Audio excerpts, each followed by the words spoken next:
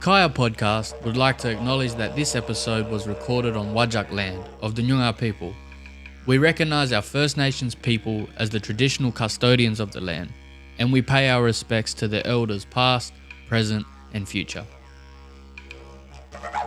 Kiya Wanju, hello and welcome to the Kiya Podcast show. As always, I'm your host Izzy, and unfortunately, Sun, he just doesn't want to be here today. No, kidding. He's got a wedding on, but like always, we pride ourselves on getting the best of guests in, and without this guest here today, I don't think Kiya Podcast would be here.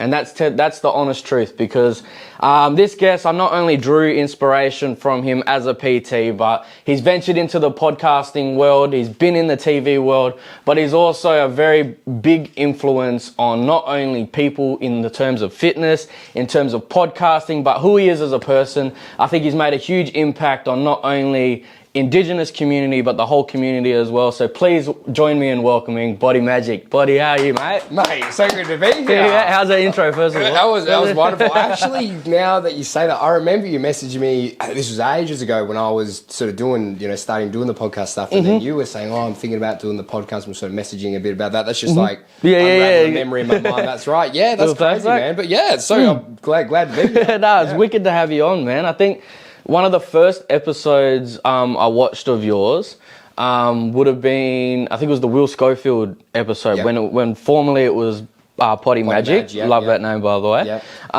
When it was BodyMajic, and something he said was, you was like, I know we're competition, like welcome to the thing. And he said, no, mate, it's a community. It's a podcasting community, and that's why I'm on here. And then I was like, well, fuck yeah, I'm going to start my own podcast. And literally 2 months later, we launched our very first episode. Amazing. June 2023.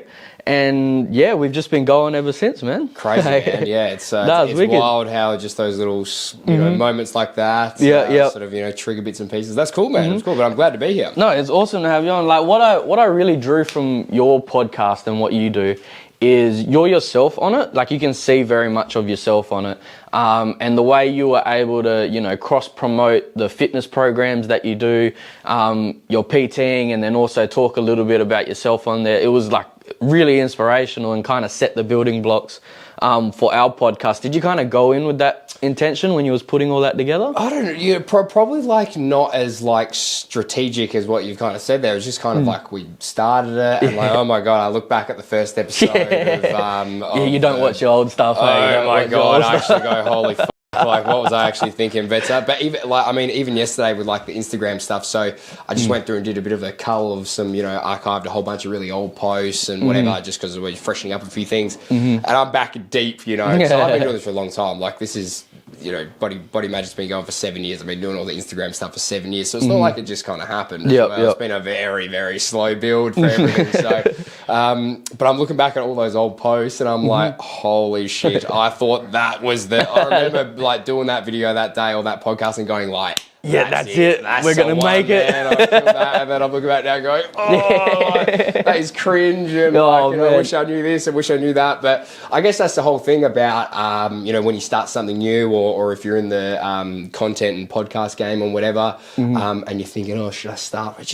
You just got to jump in and just get started, because you kind of learn as you go, right? You learn as you go. I'm sure you found that as well. Like, your first few episodes would have been, you're probably going, oh my gosh, should have done this, should have done that. You didn't know what you're doing, you know what I mean? So, it's cool. You just learn as you go. So I think my first episode, I had a whiteboard like off at the back of the camera, and I was watching myself, and I could see myself literally like reading the dot points on the whiteboard, and then turning back, and I was just like, so if you're watching this, don't go back and look at our. And now he's got a massive teleprompter at the back here that does all that for him now. It's not a whiteboard. Just a big script. Like, we got 5 lighting guys. It gets a bit distracting after a while. Well, I mean, I really like the setup. As soon as I walk in, there is just the most crazy amount of stuff that's in this room. We got obviously all like the sporting memorabilia stuff. I was just saying, because Sonny was just in before, that there's this Jim Kidd one in the background. Oh, yeah. And it just triggered again a memory. So the first time I ever met Sun was I was working at Jim Kidd in Coburn, just down the road here. It would have been like 18, 19, something like that. And I hated that job. I was there for like 6 weeks. And I remember... 6 weeks? 6 weeks. That's all I lasted. Is my like... I'm usually it was one of those jobs. It was one of those jobs. It just was not it, right? But I remember Sonny came in and like, you know, when you're, you know, you're in your teens and whatever, all the ones that you grow up watching, they're like the superheroes. So like Sonny was very much, you know, superhero status for me, right, in that sort of like realm. And I was like, oh my God. Sonny, and I served him, and I sold him a pair of slides. I remember that. We were just laughing about that. So yeah, pretty funny. But, he's probably still got them. Probably, They probably smell like shit now, but he's still got them. My slides shrink. I leave mine in the car. You leave them in the car? Yes. Bang, 2 sizes smaller as soon as I come back in. Mate, brand new Nikes I got last year in December. Had them for a day, left them in the car, bang.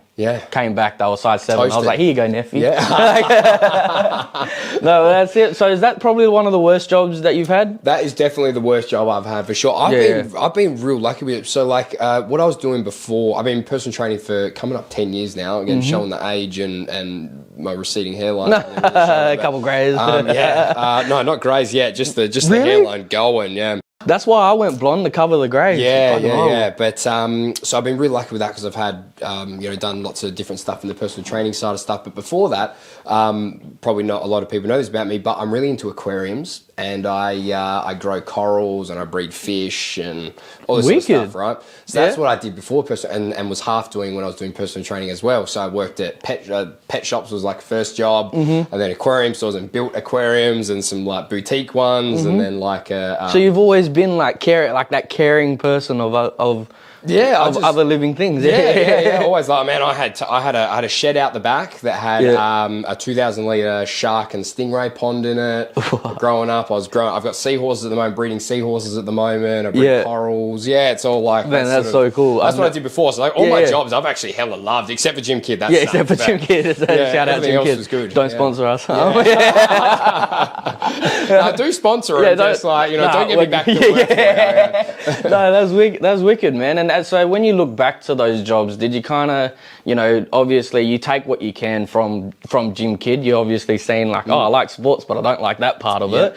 How has, you know, and we talked about looking at the past videos and how that shaped who you are today. What's kind of the biggest lesson that you've learnt, you know, through those jobs, or through, you know, when you look back to how you were starting your PT in the first year compared to now? Do you see, do you appreciate the for journey sure, you've been on? yeah. Like, you know, you, like I said, just looking back, even literally yesterday doing that, and you go, oh my gosh, the progression of all sorts of different stuff that you see is great. But I'm also very lucky's a hard one, because it's been fucking hard work, right? It's been real hard work in lots of different times, and there's been even not that you know, long ago, that there was bits that I'm like, oh, am I doing the right thing, or should I be completely pivoting, going the other way, doing something else because stuff wasn't working out? So I think that's the thing when you do your own business, and I don't know, people see the Instagram stuff and they go, oh yeah, it looks like a and what a life. And what a life. It's fucking stressful, trust me. You work a lot more hours than what you do doing a regular 9 to 5 or all that sort of thing. So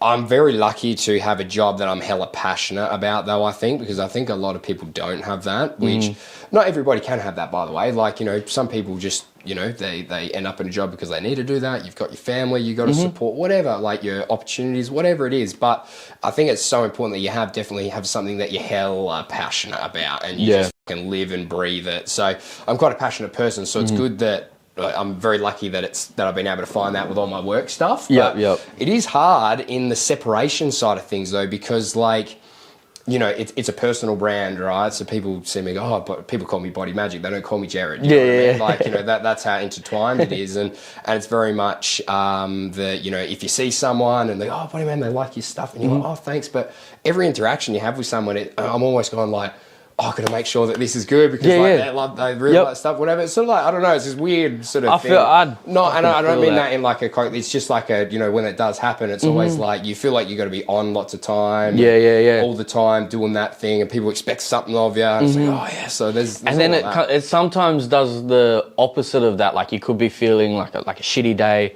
And then someone's like someone will come up and be like, hey, I love the podcast. And then it's like, oh, that's a little endorphin. Like, all right, I feel a little bit better now. I'm doing something right. Like, most definitely. I think that, like, it's just, I probably struggled with that. I'm sure we'll go into it a little bit later. Like, sort of 18 months ago, that I was sort of struggling to find that separation between like, you know, Jared and BodyMajic, and BodyMajic is my business and whatever, but it was sort of hard to differentiate the two for a little bit there. So I think it's still not perfect, and I don't think you can have a complete great balance when you're hella trying to get stuff done, but you know, trying to balance that out a little bit more. Well, let's go into it, because that was actually my next question. Is Jared and BodyMajic different? And obviously, I think this is a perfect time, you know, to ask the question, because after, you know, 18 months, I've literally I'm into like 2 months of talking about this with a professional on how to differentiate Izzy and Isaiah, and you know, because Izzy when I'm on stage, and I think that's where I met you, was properly was the NBL thing. So when I'm doing that sort of stuff, or podcasting, is really different to Isaiah. Says the things that maybe Isaiah's too afraid to say. Is a little bit more confident and charismatic. And then it was kind of like, you know, trying to find the balance between that. So, well, let's talk about that journey, man. So I guess, like, for me, it's, lots to unpack there, I guess. But, like, almost like the BodyMajic stuff, I feel almost I definitely am forming more into, there's not really like, Jared and BodyMajic. It is one thing, but it's just been able to compartmentalize, going, okay, cool, you can leave that. It doesn't have to be affecting you all the time. But definitely to start off with, so during school, I had a real rough time at school. I got bullied the out of school the whole time. Like, I was like really, really low on confidence big time the whole way through school. That's how I got into the gym the first time. So there were some guys that were, again, just every day you go to school and it would be something else that they're saying to you, doing to you. Perth schoolies, man. Right. I mean, it happens. It happens a lot of the time, but I sort of struggle with that. So my like release from that was going to the gym. So I started training and whatever when I was probably 15, and fuck me, I'd literally be at the gym thinking about these 4 guys. Like, I'm being serious, like, and you know, be crying on the way to the gym, go to the gym, and then come back and I feel much better. So like that was how it first started for me. And then it's pretty crazy how that's then led to all this other amazing stuff. Again, it's all like the difficult things that you kind of navigate through that end up, you know, being the catalyst often to much cooler or bigger things. So that's how that kind of started. But then when I started doing because that then led me to do personal training. Then when I did the personal training stuff, I started doing a bit of the Instagram stuff. And that definitely was a bit more of a character, because I was still sort of building this confidence up. You know, I was 18, 19, 20. Still finding just out yourself. Of school, finding myself that, oh my God, life is bigger than just school. And like, and these, you know, one group of people that you know, and there's all these other great things that are going on. And actually, you know, you are a lot more than just being this person at the school and it's like, what am I doing now? What am I going to do? Cool. I think I was actually very much like I am now back then, but then it got beat down.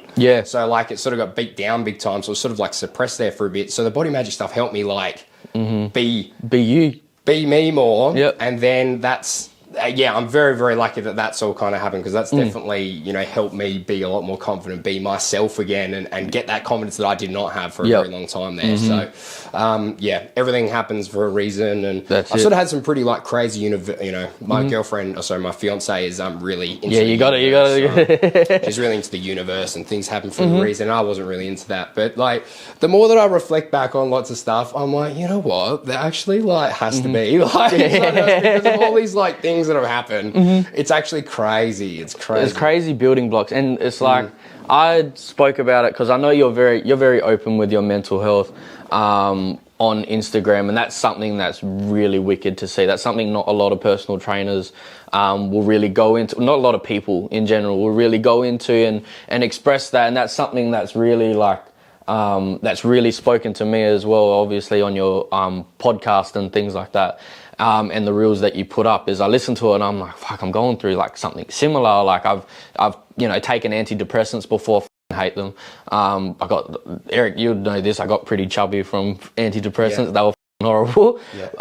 But you kind of, the way that you operate, the way that you're able to tell that sort of stuff, but also shine the light on it, I think that's amazing, bro. Like, I've got to give you your flowers on that. Thank you. But it's like, you know, even just telling that story now, it by no means comes very easy. I'm under here doing this, right? That made me uncomfortable. I'm happy to talk about it, but it is like, every time I do one of those posts or that brings up, I think I'm pretty good at now at like, oh cool, I'll box something up and okay, cool, that's all good. I learned my lessons from that and move on. But then when you start talking about it again, it brings back all the feelings. So when I do post like that, I don't try to, I really try to not do it too often because it will get me flat for the rest of the day. Like I'll actually be flat for the rest of the day, like talking about it. But I think that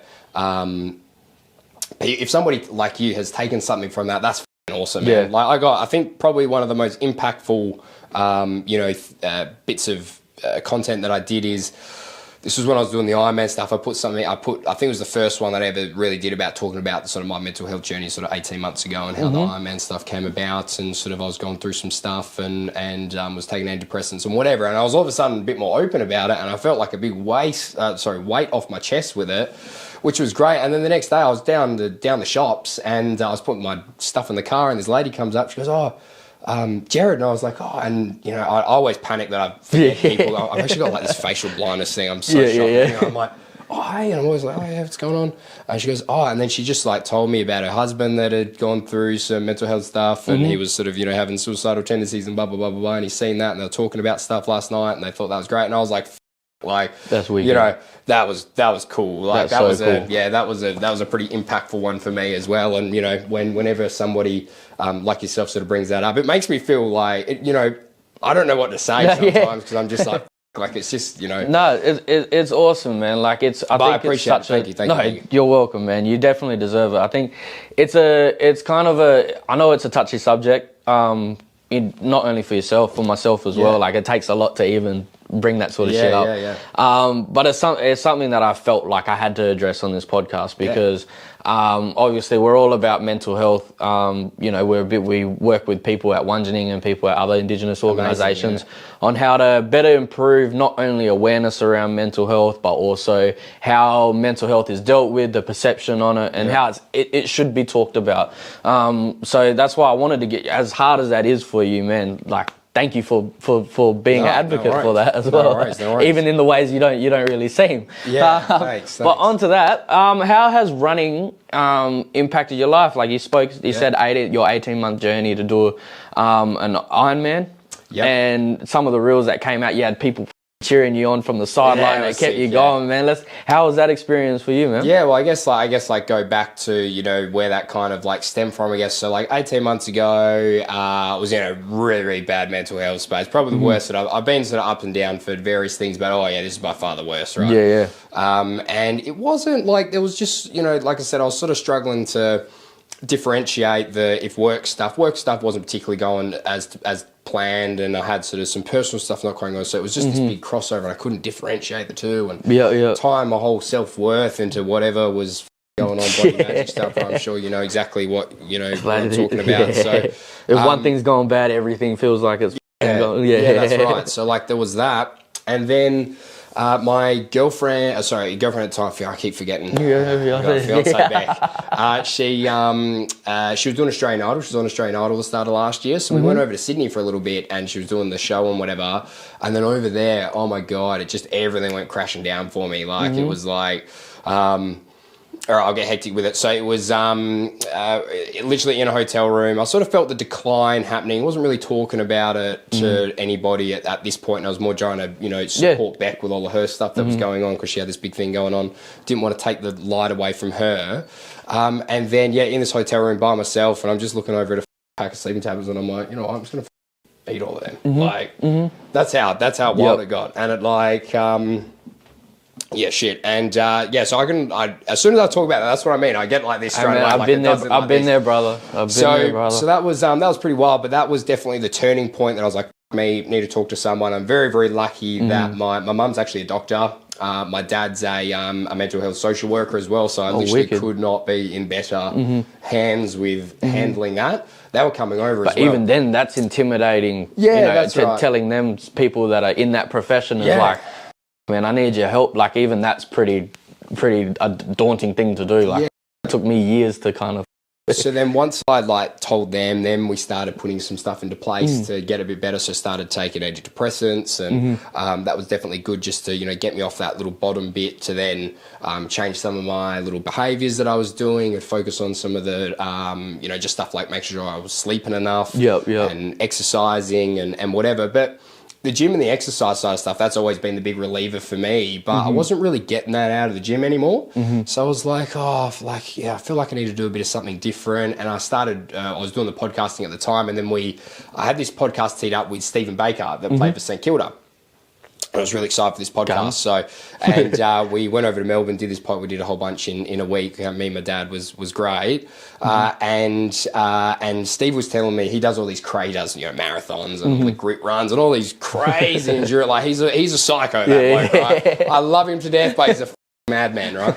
And he was telling me, he's like, oh yeah, I'm training for an Ironman. And he was texting me about it before, and he was like, oh yeah, we're putting together a team to do this Ironman. Are you interested? And I was thinking, no. Like, I was like, no, I'm not interested at all. And then, like, when the juices get flowing on the podcast and you have a guest and you're vibing with sometimes you get like, oh, yeah, you get and we're vibing anyway, and I'm asking about the Ironman stuff, and I was like, oh yeah, he asked me if I wanted to be part of the team. He's like, yeah. And I was like, all right, go on, let's go, let's do the team. So he pitched it to me that it was a team of, we're putting together a team of 4, and we're going to do the Ironman. So an Ironman is a 4-kilometre swim, 180-kilometre bike ride, and then a marathon to finish off. Right? It's ridiculous. And just a marathon to finish it off, right? Yeah. And in my mind, I've gone, okay, cool, divide that by 4. I was like, yeah, cool, all right, maybe I could push to that. I was like, shit, even that's going to be a push. So I went, okay, cool, I'll be part of the team. And then we stopped the podcast, right? And then we're talking about it, and I was like, okay, cool, so like, how do we split it up? Who does what? And he goes, no, we're like, you don't split it up. We're running it like together, but like we're doing it as a team, but you got to do it all yourself. All 4 are doing the same thing. What? And my dad's sitting behind the camera like, and was like, we're both like, what? And he thought I was joking. I was like, no, I didn't know that's what was going on. I was like, oh my God. Got to read the fine print of the podcast. Oh my God, I'm going to delete this out of the episode. But I was sort of like, oh, maybe I'll be able to do it. Maybe for the plot, I'll do it. And then I can do a half or something, like whatever. And then I started training for it, and I started putting all the videos up, like what you're saying, and it's just me out there battling, because I've got a, even though I'm a PT, I've got a gym and power background and whatever, rather than the endurance. It's totally opposite ends of in terms of like an athlete. So started training for it, and people were loving all the videos, and I'm up there just out there grinding and running and hurting and drowning in the pool and whatever, right? So, but then that started to pick up a bit of steam, and then all of a sudden I was like. I'm in too deep here and too many people are asking about it. I better do it now. And then I started working with now a very, very good friend of mine, Matt Burton, who's a professional Ironman, and he got on board with me, and thankfully that was great. So what that kind of, how that linked back, I guess, with all the mental health stuff was I needed something different, and the endurance stuff, it was so hard at the start. Like, it was so hard. It was. I was starting from 0. Like, I'm talking, I couldn't run 2Ks without stopping. Like, I was from 0. And seeing, I think, the progression and doing something real hard and, pushing myself. And I wasn't trying to do it for anybody else. I was just trying to say, can I go do this? Yeah. And I think that every session that you did, it was just reinforcing in my mind, oh, wow, like, wow, that was right, Jared, well done. Yeah. And then the self-talk stuff that I was sort of struggling with became a lot better. And then, it just became such a great reliever for me. And then since then, I did that Ironman prep in 5 months, right? So most people, the Ironman is, I've never done any of it before. Most people will do, that might take 2 or 3 years to build up to do an Ironman because they do lots of small ones. I just went straight to the top, right? Yeah, straight in. So it was crazy. It was stupid and crazy. And I finished it. It was 12 and a half hours it took me. So I finished that all off, and like the experience was awesome, but that whole experience and so many little bits of that completely changed my whole mental health over that time versus like the people that came into it with Steve, with Matt, changing my self-talk, proving to myself that, oh wow, you're fine. The mantra I think I was saying to myself by the time I got to the end, I was doing all this stupid, training days was, Jared, gangster. That's what I kept saying. I don't know why that's the thing. I was like, man, you're a fucking gangster, man. I finished like an 8-hour ride, and I'd be like, you're a fucking gangster. And then that became the thing, and I was just saying, by the end of it, I was like, holy shit, like, you know, I crammed all the work stuff in. I did that. I did all this stuff, and I made that happen. And then that sort of changed that self-talk big time. And that's what's genuinely full-on changed my life from there. Man. So now I've kept up with the running stuff and really enjoying it, because the start was so hard, but when you get better at it, it's way more enjoyable. So addictive as well. So addictive. Because you're doing running as well, right? At the moment. Yeah, I'm doing running as well. So I was meant to do the Perth Running Festival last week, but thankfully sprained my ankle 3 days before. And I say thankfully because I was shitting myself. But I still, it was so much work. And like when you talk about the start of running, like I think I started, I did like a 6K and I started crying, like everything came out, and I was kind of like, you know, I was going through a rough breakup at the time. This was about a year and a bit ago. So then everything came out. I was like, this, the podcast, not the podcast. Not anymore. This, that, everything came out, and then I joined Boorloo Running, which is like an Indigenous running group. And then they were like, all right, good morning everyone, we're going for a 10K. And I was like, never ran 10Ks in my life, like ever. And then we get into it, and afterwards was like, I actually ran 10Ks, like holy shit. Like, I don't really know much of my close friends that can do that other than the ones that play AFL and shit. So then it was like, I'm going to keep going with this and keep going. And then all of a sudden I signed up for a half mara, and and here we are. Amazing, bro. Amazing. But it's wicked, the stuff like running brings out. And what I loved is you had one of my old teammates, Tom Atkinson, part of your running team. And Tommy's someone who, you know, doesn't normally run. And I seen him down at Willerton basketball, and he was like, yeah, man, I'm training with BodyMajic for a half mara. And, you know, he did it, and that's freaking awesome, the team that you built. Oh, bro, that was like, that was, only, 3 weeks ago, 4 weeks ago, 2 weeks ago. And I had a group of first-time runners, so they've never, ever ran before, they've never done an event before, anything like that, and it was designed to take them from complete zero to do a half in 16 weeks. So 16 weeks. We had 15 that ended up doing that. And it was awesome. Like, it was so cool, that whole thing. And, like, I did the marathon, but, like, I don't know, after doing, this sounds weird, but, like, after doing the Ironman, which was so fucked and so hard and so big and what an achievement, just to do a marathon, it didn't feel that, like I trained for it and I performed way better. Like, my fitness has improved crazy since that to that. So, the performance, I think I ran it an hour quicker than what I did so, like, it was a lot quicker. Yeah. But the feeling I got wasn't the same. Like, I finished it and I was like, oh, I could have maybe done better, or like, I don't know, I didn't have the thing. Your own biggest critic, like, I went over the line, I was like, oh, running slow motion to the line. That's right, like all the emotion, all that sort of stuff. But then I got to see the 15 other people that I was training, all the clients come through and finish their half for the first time. And they've been out there battling all day, and they come in and they've got all the emotion. And I was like, oh, that was the sickest part of that. Was the best like, bit. Oh, that was sick. That was fucking sick. And then we're all like hanging up in the, and Tom was there as well, hanging up in the stands, and we're all just there, and you're hearing everybody's little race story, and oh, this happened and that happened, and oh, I got a cram here, or whatever. And it was just like, everyone was so buzzing because it was such a cool thing. So. You know, and it doesn't have to be anybody that's listening to this, you don't have to go do something stupid. Like, you know, you can start really, really small, and whatever your marathon is, whatever that is, whether that's walking more, whether that's running more, whether that's going to the gym, whether that's cooking some more food at home, whatever your marathon is, it just starts by just ticking a couple little boxes, and it's amazing over, you know, a 4 week, 8 week, 12 week, 16 week process of just doing some really small things and stuff that you can actually achieve and prove to yourself, like, oh my god, this is amazing. And look like I didn't like, you go to set one goal, then all of a sudden you've got, oh yeah, I can do this, then that means, all right, I'll set something a little bit more challenging. Like, Exactly. No, that's wicked, man. That's wicked. And so where did Body Goggins come from? How did Body Goggins come from? Well, that was just like, I love Body Goggins. Body Goggins is hilarious. Oh, like, it was honestly, you know, I'm on my Instagram a lot, and I've got my phone out and you know, putting up stories and whatever when I'm doing all the runs and all that sort of thing. And you know, you're pretty bored when you're like, a lot of the time, and your mind just starts wandering. So it was just something just to like keep entertaining. Stay hard, like the stuff that I put on my stories and like I do in videos and whatever. It's just stuff that I think I'm like,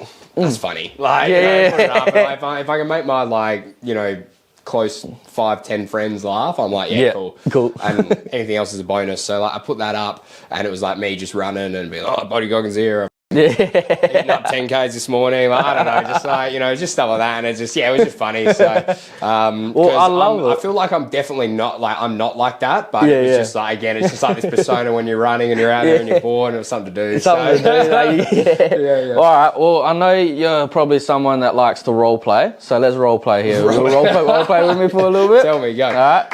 So these are questions for Body Goggins. All right. Don't make me laugh. Body Goggins. All right, I have to go into Body Goggins. Okay, yeah. Let's take a minute. Body Goggins. I want to go to the gym, but I'm scared of what other people might think.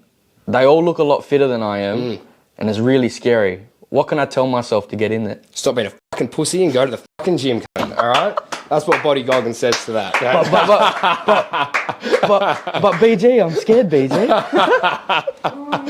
But then BodyMajic will come out and say, mate, don't worry about it. Don't worry about it. But so it's just the big extreme view, Body Goggins all the time. I got two more. Go. Body Goggins. Oh, we're going to get through it. Okay. Body Goggins. I'm driving home from a long day and I haven't organised dinner.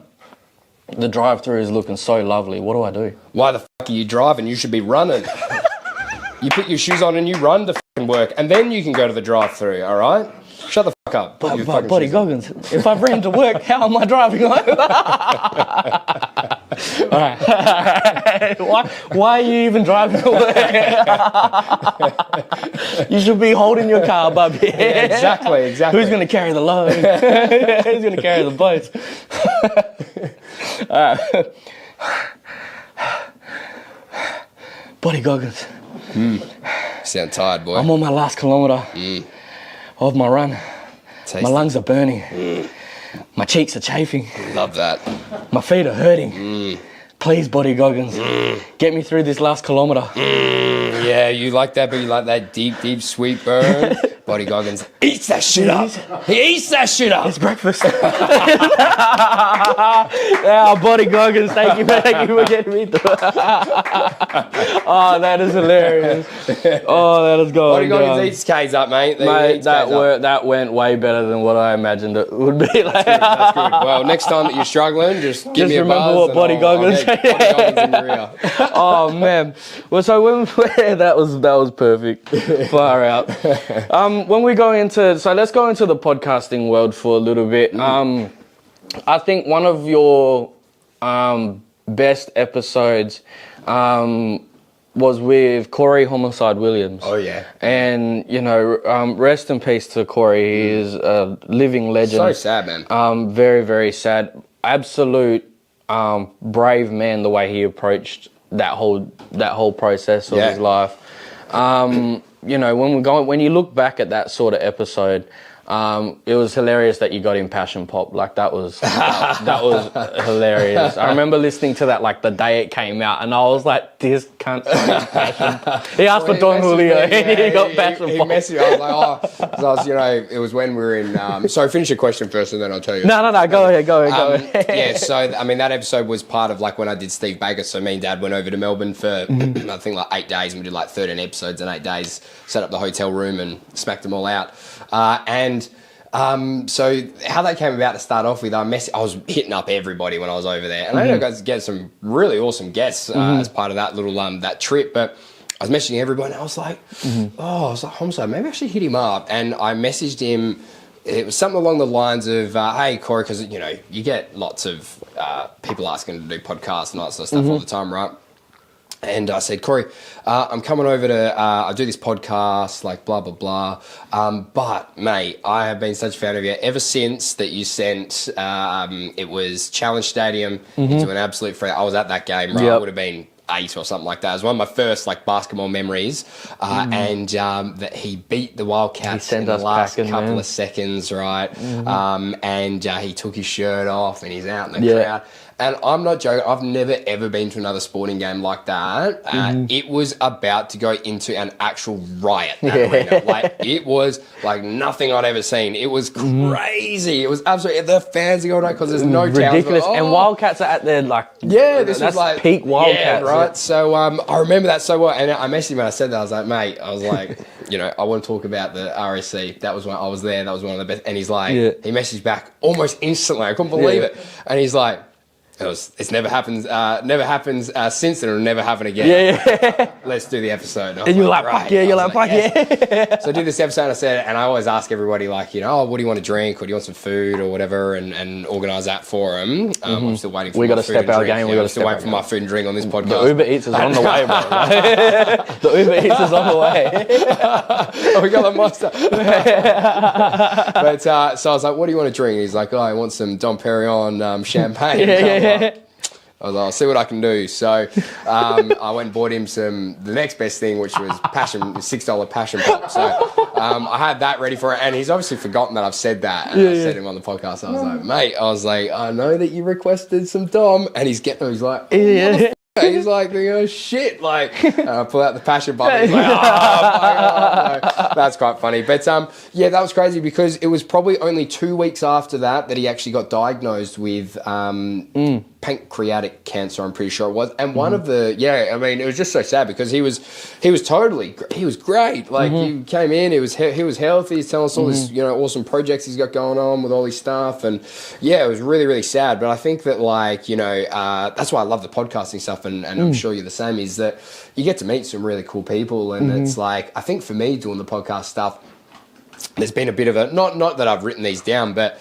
some of the most memorable ones are the ones that when I was kids and you watching, they might not mean as much to everybody else, right? But for that was a core basketball memory for me. Ryan Crowley was like a superhero. I did an episode with Ryan Crowley, and I'm all of a sudden sitting in Ryan's bloody South Perth wicked apartment doing this episode with him. I'm thinking, oh my God, like one of the best taggers to ever play the game. It's just all this cool stuff that happens from that. Like, I'm very lucky that I get to do all of that stuff and put myself into position that there's cool opportunities like that. But Corey, he's great. That's really good, man. Yeah, and they're trying to fill his shoes with a couple of the other NBL guys at the moment. The commentators, they can't do it. They can't do it, man. They love to hate him, he's just he's one of one. The old saying of one on one. He's one of one. Like, even when Kenny the Jet Smith came over, and he's like, when we was at the Crown Ballroom thing, and he's talking, it's like, far out. Like, these voices are so distinctional. It's so unique. It's like I feel like I'm inside of 2K